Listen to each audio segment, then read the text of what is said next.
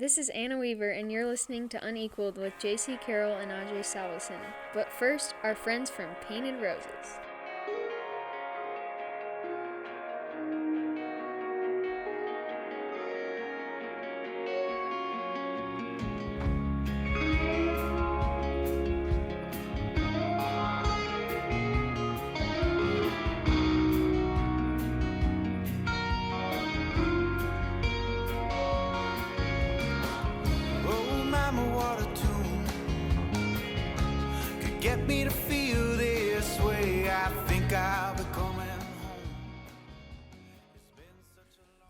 Hello again. Hi, everybody. Welcome to the Unequaled podcast. JC Carroll and Ajay Salveson. We got a very, very exciting guest on for us. I'm excited about it today. Big thanks to the Painted Roses for their intro, Cole Stalker, and his group. Find their music on Apple Music. JC, our last podcast was awesome to open up our whole entire, was it inaugural or inaugural? Inaugural. Yeah, I'm learning the language of American English. So it was fun. It was a lot of fun. But now the real fun begins, and we get guests on. And this guest here we got coming up is going to be really, really fun. I can't wait to hear her story, her journey to where her success, and of course she had that roller coaster we talk about, right? The hills and valleys of it. Mm-hmm. I'm excited about listening to her. Yeah, me too. I met Anna maybe 6 months ago. From my first impression with her is I thought she was a very hardworking, inspired young lady and bright. And I think people need to hear her story. I think people need to know what makes her tick. And so I'm very excited to have her here. So thank you for being here on such short notice. Yeah, thanks for having me. Okay. And just so everyone has an idea, when I was trying to schedule a time with her, this is the text I get. Oh, here. I'm like, hey, Wednesday morning, can you be here? Here's a response. I can't do it at that time. I start at 7. I normally get showered and done by 9:30. But then I tutor some student athletes at 10:30 to 12:30. And then I have class 1:30 to 2:45. Then I practice from 3 to 5:30. The crazy life. And so this is what I'm talking about. She's an overachiever in every aspect of her life. Not just cross country you're in cross country. What's a track? And track, yeah. Just track. So cross country and track, but also in academics and everything else in other parts of her life. She's coming from meetings all day today. I can't wait to get in and ask her some questions. We're doing this wonderful podcast in the beautiful MV Aesthetics Wellness and Spa. Yep. Did I say it right? Close. You're this close. Are you kidding me? And the Aesthetics and Wellness Spa. Man, I still thought I'm not an actor because I didn't want to go in acting, but I would have not got one line right. Well, they'll make you pretty. They'll make you feel good. They'll help you recover with massage therapy and red light therapy, all those good things. Hey, what do you got coming up for Valentine's Day? You guys got any deals coming on, or what are you guys going to be doing? Yeah, there's obviously it's couples massages and chocolate covered strawberries when you book with those, and a bunch of other kind of little things they got going on. It's awesome. Well, we'll get to more how you can contact them and what you can do to schedule your couple massages and pedicures and manicures and whatever other cures you need. And again, so grateful to have you joining us. Thank you so much. Tell us about your journey. I mean, look, I love to run, but I need something in my hand or I need something chasing me. Because I can't just run to run. So what got you, and I'm being genuinely sincere, what got you into just running? Well, I grew up my whole life playing soccer competitively, and so I was kind of just like in that running era or whatever, but it was like stop and go. It wasn't consistent running. And so, and then I decided to switch sports my freshman year of high school, and it was either mountain biking or cross country. And I went to my first day of practice for cross country, and we ran 5 miles, and I was just so proud of myself for just running 5 miles straight. And so, yeah, I just stuck with cross country, and that's how I kind of got into it. And I just became so competitive right away. I was just eager to just win races and run fast. And I liked the part about running it's similar in other sports like swimming or cycling, that it's kind of your choice how far you can push yourself. It's not it's a team sport, but it's not a team sport in the aspect that you're performing like to hit a certain time or to hit a certain mark. You're not waiting for your teammate to pass you the ball. It's kind of more individual, and so being able to push your body to the extent that you choose, that was something that I immediately fell in love with. And yeah, so And how old were you when you kind of made that switch to cross country and track? I was a freshman in high school, so I don't know how old. Okay, so freshman in high school, you decided to get into that world, and you started running competitively almost immediately? Yeah, so I was on the cross country team in the fall, and then I would do Nordic skiing in the winter as my winter sport because I'm from Minnesota, so the land of snow and ice. And The land of many lakes. oh yeah, the land Right? of 10,000 lakes. There you go. Yes, there you go. Guess you're right. And also negative 40 degrees. Yes.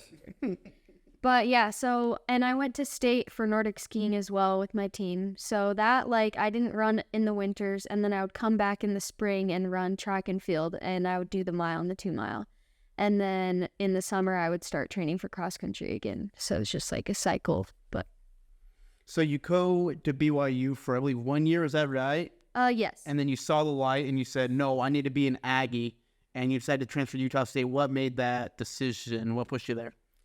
Yeah, so I started off in the fall at BYU, and it was going really well, and I liked my team and my coaches, and everything was going pretty well. And then I decided that, like, after a couple of events that happened, like, I needed a change. And so I got in the transfer portal and started getting recruited by the schools again, like these big schools, and I was just kind of overwhelmed, and I realized, like, you know what, like, I like Utah. I want to stay in Utah. So then it was between University of Utah and Utah State.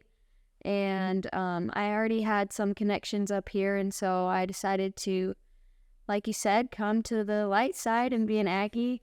And I've loved it ever since. So Good. And how much, when it comes to your sport, I think you mentioned that this is training at altitude. Are we at enough altitude that becomes a significant factor, or are we just kind of in an average range of altitude? I would say we're above average altitude-wise. We're at about 4,500 feet up here in Logan. And I mean, other places like Colorado and Flagstaff, Arizona, those are like 7,000 feet. So you get a little bit more advantage if you train up there. But when we go from Logan, Utah to sea level, it significantly impacts like your ability to run fast for longer distances. So yeah. Well, great. Tell us about some of your great achievements, if you could. I mean, you're a 3-time state holder with titles. You have the female 5K cross country record. You're an All-American in high school, national championships, 14th place in. Just tell us about some of those achievements and what they've meant to you. I mean, as great as an athlete as you are, tell us about some of your most favorite achievements you've accomplished. Yeah, so for me, probably the biggest moment that kind of started this whole tumbling ball of wanting to be a collegiate athlete was the first year I won state.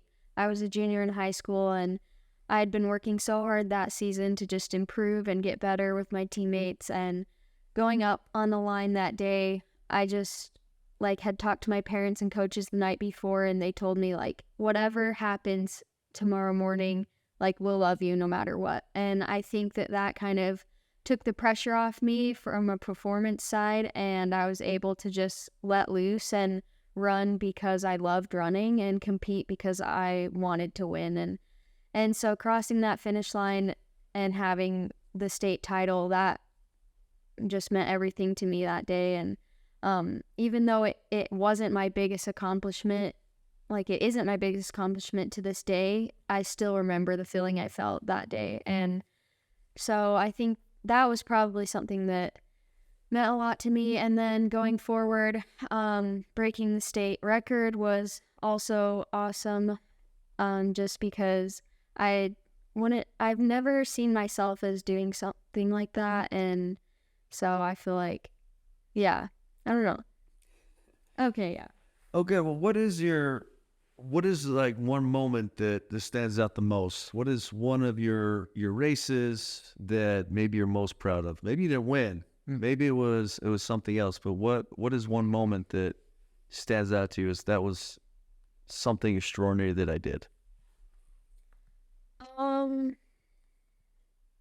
Probably last cross country nationals, me and my teammate made it as individuals, and so we didn't have the support of our entire team there, and so it was a little bit harder to stay motivated and stay on the right page of like we're competing as individuals when there were teams all around us together. And I think sometimes the strength is within the pack, and so when we didn't have the pack, it was like, okay, like we have to be strong for ourselves. And finishing that race was really motivating for us because our coaches were really proud and they were happy to have us there representing Utah State. And yeah. Former Skyview quarterback and Utah State football walk-on, Ted Stokes has established the #1 bankruptcy law firm in the state of Utah. Stokes Law's playbook is helping individuals and businesses overcome tough financial situations. If you're facing garnishment, repossession, foreclosure, or just overwhelming debt, give Stokes Law a call at 435-213-4771 or visit their website, stokesbankruptcy.com. Stokes Law is a debt relief agency and provides guidance under the United States Bankruptcy Code. You go to Eugene, Oregon, you win the U20 championships, you punch your ticket to the on Team USA, you go to Columbia to participate and you take 8th place. What was it like getting the call and knowing you were going to be a part of Team USA to represent our country?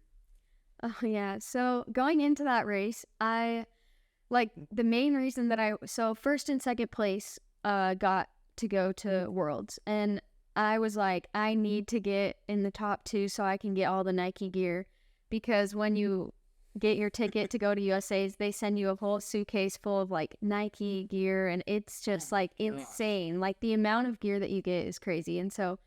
And that was just my motivating factor. Like I wasn't really thinking about world championships. I just wanted the gear. And so it's just crazy. When I got it, I was just so happy. And then I realized like, oh wow, like I'm actually going to Columbia and I'm representing something bigger than even Utah State or a high school or myself. Like I'm representing a whole country. Like USA, that's crazy. And to have that on my chest while I was racing just put a whole new perspective to the sport. And yeah, I was really grateful for that opportunity. So That's so cool. That really is amazing. And a lot of gear. All right, Anna, I work with a lot of young athletes, and I get a lot of parents that come to me and they go, hey, what does my son need to get better? What does my daughter need to do to get better? And the first time I met you, not the first time, let me think. First time I met you, was it at Cache Valley Bank? yeah, it was. Okay, it's at Cache Valley Bank. And here's the conversation. She starts saying that she's, runs cross country. And I don't even know. I kind of started asking what training looked like. And what I remember is you go, well, before I came to work this morning, I ran 9 miles. And then she was going to work an 8-hour day. And then she had 9 miles to run after practice. And my mind went, that's unbelievable. I know I worked extremely hard in my sport. Absolutely. But I didn't do that. In my mind, that was way more work than me going and shooting 500 shots every day. So here's my question. When you were in, let's start when you were like high school, because I deal with a lot of high school parents and high school athletes right now. Did you have a regimen like that starting in high school, or when did you start to get so disciplined in that training process? Yeah, definitely in high school, my training was a lot less volume and a lot less intense. I think that starting off at a base level and gradually increasing your training load is really important for young athletes, because I know if I would have had my training that I do right now, even a couple years ago, I would have either gotten burnt out, injured, just lost motivation to keep competing, because that's something that you build over time. And but in high school, I was running maybe 35 miles a week. Which would be how many miles a day? Like 6 to 7 miles a day. How many hours did that take you every day? Not long. Well, okay, an hour and 6 miles. Is that what you're saying? Yeah, but probably less than an hour. Oh my gosh. you're running 6 miles. Is it 5 days a week, 6 days a week, 7 days a week? We were in 6 days a week. 6 days a week. You're running 6 miles or so. You're in high school. You're a freshman in high school? Yeah. Okay. Freshman in high school. Doing that. Look, I'm trying to convince kids to shoot 100 shots a day. That takes 25 minutes or less. And you're playing a game. All right. So freshman year, then what does that ramp up to? When you're training now for the big events you have coming up, what is that going to start to look like every day? Yeah, so most days I have doubles, which I work out in the morning and in the afternoon. And then I lift. Okay, what's morning workout? What time does it start? It's literally different every single day because my schedule, I have to go around classes and all my other commitments. So, but a basic day would be starting at 7 or 7:30 a.m. and doing an hour of work, and then doing schoolwork and recovery in between, and then. All right, so I'm gonna be specific. I beg my kids to be specific. So at 7 o'clock, you're training for an hour. What is it? Is it weights? Are you in the pool right now? Are you running? What are you doing? Elliptical or stair stepper. Okay, we'll get into why that's part right now, but we'll explain kind of some hardships she's had. But 7 o'clock, your elliptical, your pool, that kind of stuff. Yeah, elliptical, pool, any form of cross training to get my heart rate above 130 for a sustained amount of time. And then I'll do my classwork or tutoring or whatever I have on my schedule before 3 p.m., which we have practice at 3 p.m. every day. And that's when I'll go for my run. And right now I only run 4 or 5 days a week. But that run is typically like 6 to 8 miles. Okay. And then I do PT for my injury and then recover. Yeah. And then recover. What is recovery? What tools do you have to do for recovery? We do a lot of foam rolling and massage gun and then Normatec boots. Okay. The Normatec boots, those nice. Those are the compressions you put on your legs. They feel compression. Do they have cold that goes through them as well? No, it's just compression boots. Just compression boots. All right, perfect. And then why are you tutoring kids? Why? I just feel like I need to do more, I need to do more to give back to other people. So many people have given to me, and that's like something that is easy for me to do, is share my knowledge that I have of whether that's classes or I'm also a mentor for these young athletes. It's on Wednesday nights. And is that Sam's? Is that student athlete mentors? No. Is it different? It's different than that. I actually, it's with athletes from around the country. Like one of my athletes is in Pittsburgh, and so I just talked to her. She's in 8th grade, and for 30 minutes, and yeah, I'm just her mentor. So Hey, you looking for something fun to do this summer? How about you go to Bridgeland Adventure Park, located in Garden City, Utah. Bridgeland Adventure Park has all sorts of adventures from ages 2 to 92. A 4-levels ropes course with 73 events, a giant swing, a 450-foot-long zip line, or get on a tube and head down the 350-foot slide. They're also accepting business corporate groups. You and your office want to get out of the daily grind? Sick of staring at your computer for 8 hours a day? Well, bring the company over to Bridgeland Adventure Park. Enjoy some delicious food, a snow cone, a fun time with your coworkers, and lasting memories. Bridgeland Adventure Park is located at 722 South First Light Drive in Garden City, Utah. For more information and questions, go to blap.rocks. That's BLAP.rocks. Okay, good. For people listening, these are the things that impress me so much. People that go above and beyond, and why I have an interest in this is I wish more people would understand and listen to these stories. Now Anna is at a very high level in her sport, but she's not great Osabor, dunking the basketball on Friday nights. But this young lady's working just as hard or harder than any of these people they come through. And I think their stories are inspiring. I think their work ethic is something to be admired and an example that we can all follow. So again, that's kind of the reason I wanted to bring in some people that maybe fly under the radar, that should be more in the forefront of our minds and of what we do. Well, thanks. This is Unequaled Podcast. JC Carroll, Monty Salvson, Anna Weaver joining us. Unequaled is sponsored in part by Larry Bradley and Bold & Co. Real Estate, your trusted real estate broker and an avid Aggie fan, and Anna Weaver fan, and JC Carroll fan while we're at it. And your number one advocate when it comes to anything real estate. Go to Bold & Co. and get your real estate taken care of by them. And Ted Stokes, who is established the number one bankruptcy law firm in the state of Utah. Stokes Law Playbook is helping individuals and businesses overcome tough financial situations. If you're facing garnishment, repossession, foreclosure, or just overwhelming debt, give Stokes Law a call at 435-213-4771 or visit their website at stokesbankruptcy.com. Stokes Law is a debt relief agency and it provides a guidance under the United States Bankruptcy Code. Unequal Podcast, JC Carroll, Monty Salson, and Anna Weaver joining us as well.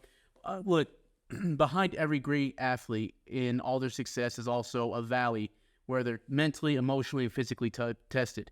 And you broke your hip in 3 different places. So 1, I'm going to ask you, how did the injury occur? And 2, what did it take out of you to recover? And you're still going through physical therapy too, but what has that been like? How has it tested you mentally to say, hey, I can be strong and I can overcome this? Yeah, I mean, it was definitely really an unexpected, tragic event. And we were just running and I was doing a pretty hard workout and we had just gotten back from altitude camp.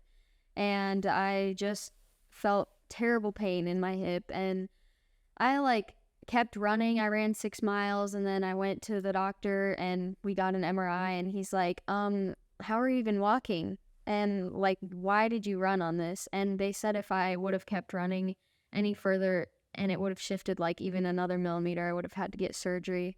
But luckily my bones were still attached and connected, so they didn't have to do surgery.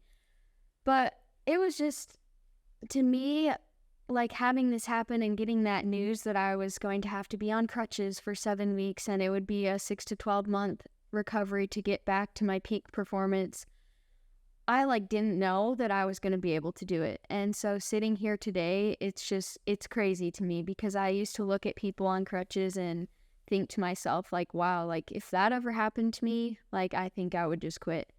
And so looking back at the past 6 months, it's crazy.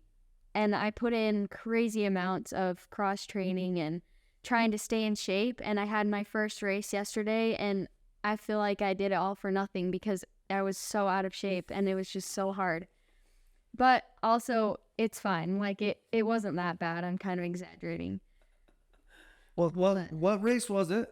It was the mile. The mile? What was your time on the mile? 5 minutes. 5 minutes. I would have been jumping for joy. There you go. Well, it's hard to see months of work not pay off in one race, and I think it's hard for me to focus on one event and have the results not be the way I want them to be. So for perspective, a 5 minute mile, what would your ideal time be? Probably a 4:45. Okay. Yeah. Perfect. So There's been so much discussion for student athletes and for you two, a Hall of Famer right here, about mental health for student athletes. yeah. When you hear the words mental health and for everything that you've been through, what has been the key part for you to have mental health be a success for you in your life, in your athletic life? Well, I think that a lot of times people will look at me or other athletes and think wow, they're so mentally tough. They can get through physical pain, so their mental pain must be able to be the same. But that's not the case. I think a lot of really elite athletes, pro runners, everybody struggles with mental health and doubts and waking up days and not wanting to put in the work. But at the end of the day, you can't get better unless you put in the work. And I think consistency is the biggest thing in my sport. So knowing that I can take days off, but that having that consistent effort built on each other is what will help me succeed in the end. So Well, good. So in those moments, in those mornings that you don't want to get up, how do you, what is the motivation that gets you out? yeah, I just remember why I'm doing this, I'd rather not live with regret than live with the 30 minutes of extra elliptical pain I have to deal with. So it's more interior motivation. It's not oh, I got a teammate that's going to be waiting for me. It's not my coach will be mad. It's more something on you where you're going, I don't want to look back and say I missed an opportunity? Yeah, I mean, I think last year at this exact time, it was more of the exterior, like outward motivation of, okay, my teammate is waiting for me to start this workout. I need to be there for her so that she can be there for me. But after going through this injury and training every day alone for hours, not having my teammates next to me kind of brought a new perspective, and like it just lighted a new fire in me that like I need to do something great. I don't know what it is, but I'm going to work hard until I can do it, you know? And so I think kind of depends on where you're at in your journey, because if you're injured, you can't work out with your team. So you can't rely on your team to get you up in the morning. You have to rely on yourself. Can I ask you, like, what was your desire to get up every morning, go shoot 100 shots or whatever it was? Because that's not easy either. So what was your desire like to get up and go train yourself, even a dog early in the morning? Yeah, for me, I had my long-term goal that I set when I was 12 years old, that I wanted to be a professional basketball player. Like I had that 12-year-old long-term goal, and then to get that to the long-term goal, I had so many small little daily goals, weekly goals, monthly goals to get to that end goal. And so it became a place I learned I was a very, very individually motivated, obsessive. I had a very obsessive mindset that if I sat down every Sunday night, I planned out my week. I was not happy. I was not satisfied until those goals were achieved. For me, a lot of times it was, all right, it's 500 shots this day. It's 330 this day. It's 600. Wednesday would be like a 600-day shot accompanied with weightlifting, conditioning, those sorts of things. And ultimately, when you wind it all up, is I did not want to lose. I did not want to run to someone better than me. And if I had to put it bluntly, I wanted to be the best basketball player every time I stepped on the court. And those were things that motivated me. They still do. I kind of get that fire sometimes still as I coach my kids, as I go into my other aspects of life. I don't get to play basketball anymore, but I still get to compete in the business world and that kind of stuff. And as kind as I might come off to some people or mean, like I've had people to say I look mean or angry. There's just a overwhelming desire to be great. So I understand the idea of being great. I think you wrote me, and I'm not gonna. You said your mindset, your motto for this year. My motto right now is consistent hard work must eventually bring success. I think that's really powerful.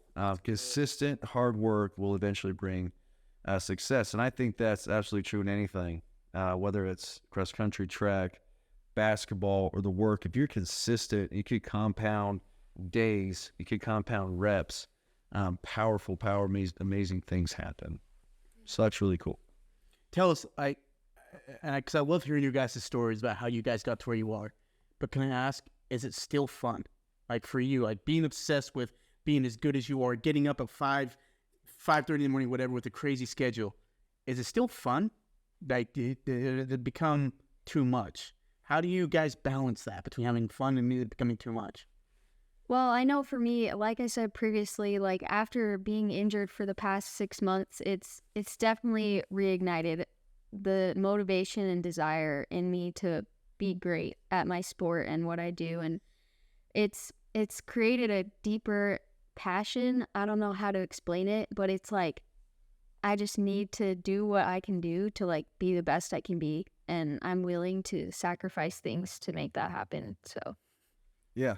And here's the reason I know that it still is fun. It never became a job to me. I played for 13 years.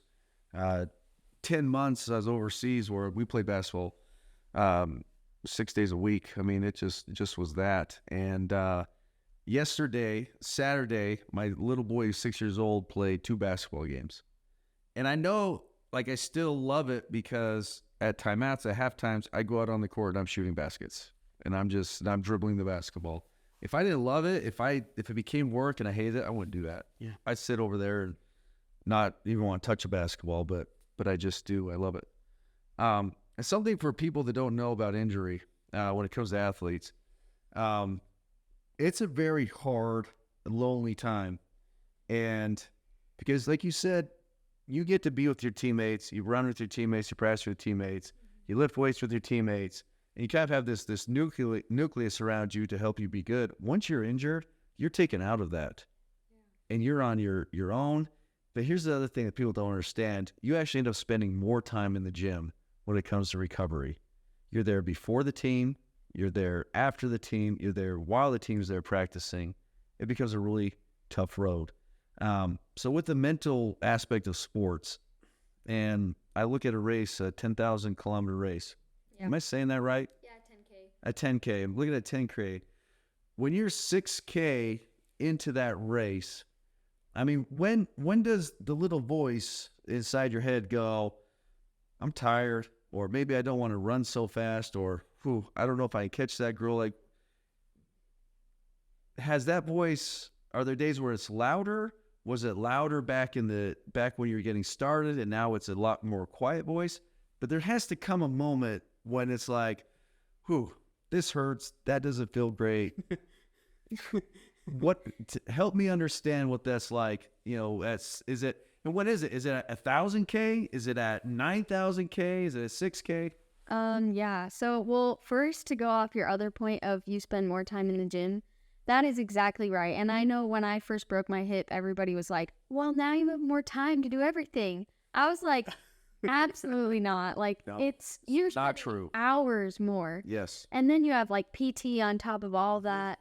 It was just, so yeah, don't believe that. If you get injured, your schedule gets even busier. People don't understand that. I was fortunate. I had a 6-week injury with a knee that was scoped, and I had ankle sprains. But when I had my ankle sprains, I never sat out, but I'm there an hour before practice, trying to get it warmed up, trying to get it loosened up, get swelling out, and then I practice.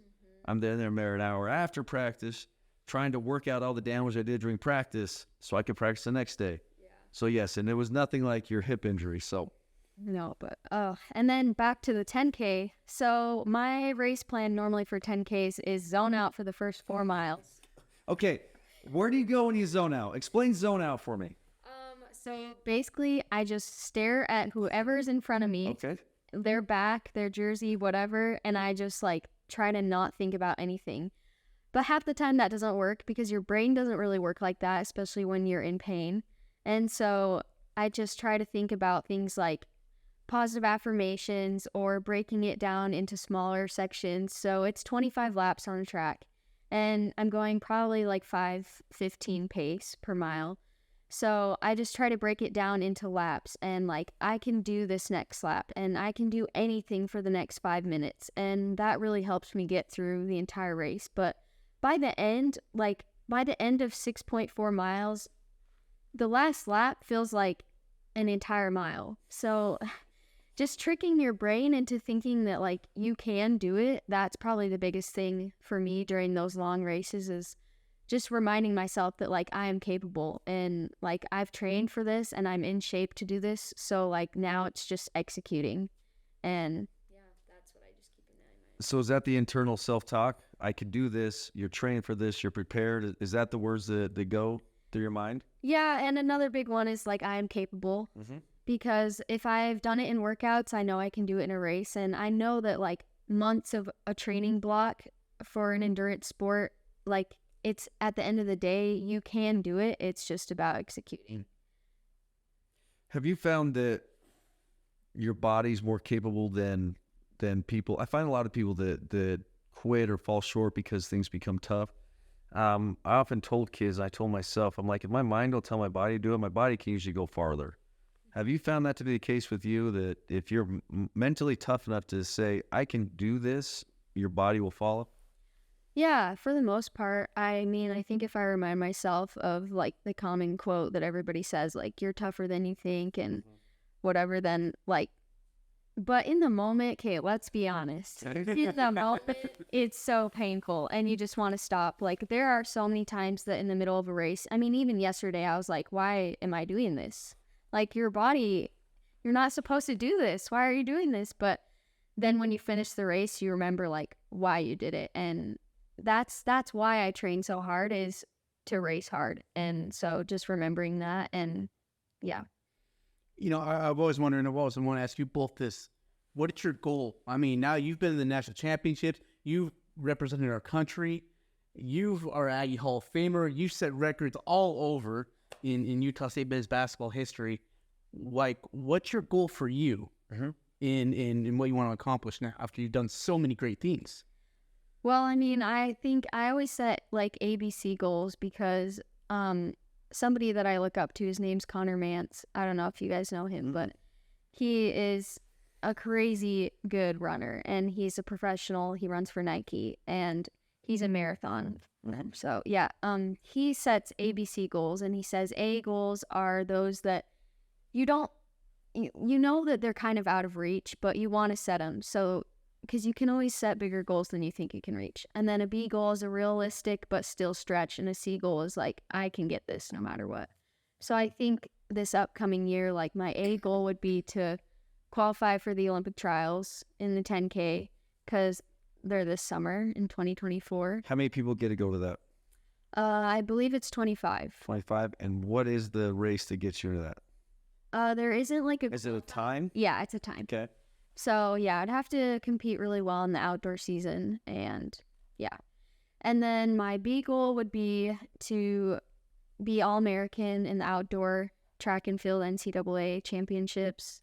And my C goal... Hold on. How do you become All-American? Is it a time? It's an event. It's a race. It's a place. You have to place. Is it top 10? It's top 8. Top 8. Yeah, top 8 in the nation. In the nation. That's your B goal.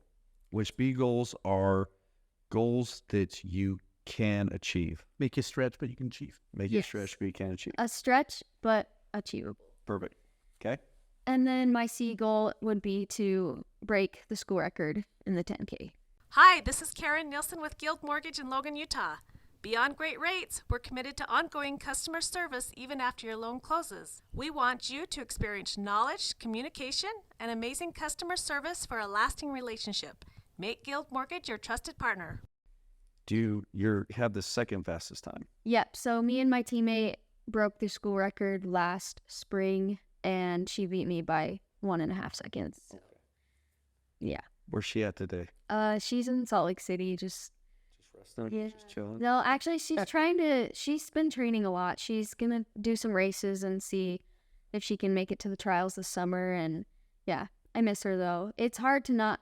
You have that one training partner that you just rely on all the time, kind of like you said earlier, and like we just always had each other's backs. If one day you were feeling trashy, then like their legs were feeling good, then you just work together and get the work done. You're feeling trash. My desire to do stuff if I'm feeling trashy is not that. Well, Anna, thank you. This has been such a pleasure. This has gone by so fast too.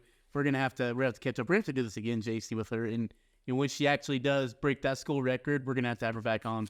No, I agree. Awesome young lady, overachiever in every aspect of life, not just across country track, but in education, her social life, all those kinds of things. So super excited that she came on, had a chance to talk to her. We wish her the best of luck in everything. That'd be great. Thanks. Yeah, we'll be watching for you. If people want to follow you on Instagram, social media, how can they follow Anna Weaver? Oh yeah, my Instagram is just Anna Weaver 8, but you only spell my name with one N, so yeah. That's key too, by the way. Yeah, if you're looking for Anna Weaver, it's one N, not two. Anna, thank you so much for your time. Yeah, thanks so much for having me. It was really fun. That's it. That's going to do it for the Unequaled podcast. Get a big thanks to all our sponsors, the Boat & Co. Real Estate, Brisbane Adventure Park, this beautiful spa. Thanks. I don't want to butcher the name, JC. That's why I'm asking you. MV. He puts his hand out like, say the name. MV Aesthetics and Wellness Spa. Come here to feel better. IV therapy. Look, have you ever done IV therapy? No, but it's beautiful in here. If you just want to like come and sit and relax, I would recommend. Good. Very good. That's to get some of your therapy in here. That's what you should Yeah. do. Yeah, we're going to work on some sports massages for her and some red light therapy, and we'll talk to her trainers about IV recovery therapy and stuff. We need you to return and report on all that too. Big thanks to Soaps Law Firm as well, and for all those listening, you can find us on YouTube and anywhere you get your podcast. This has been the Unequaled podcast.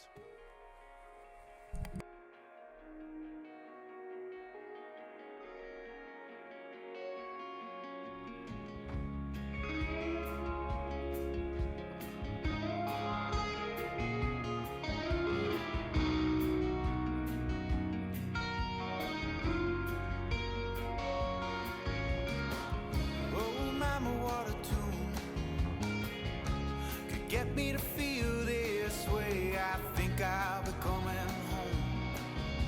It's been such a long time. Oh, I think I might have made one too many a mistake. If you help me find my way, I promise I'll do the same one day.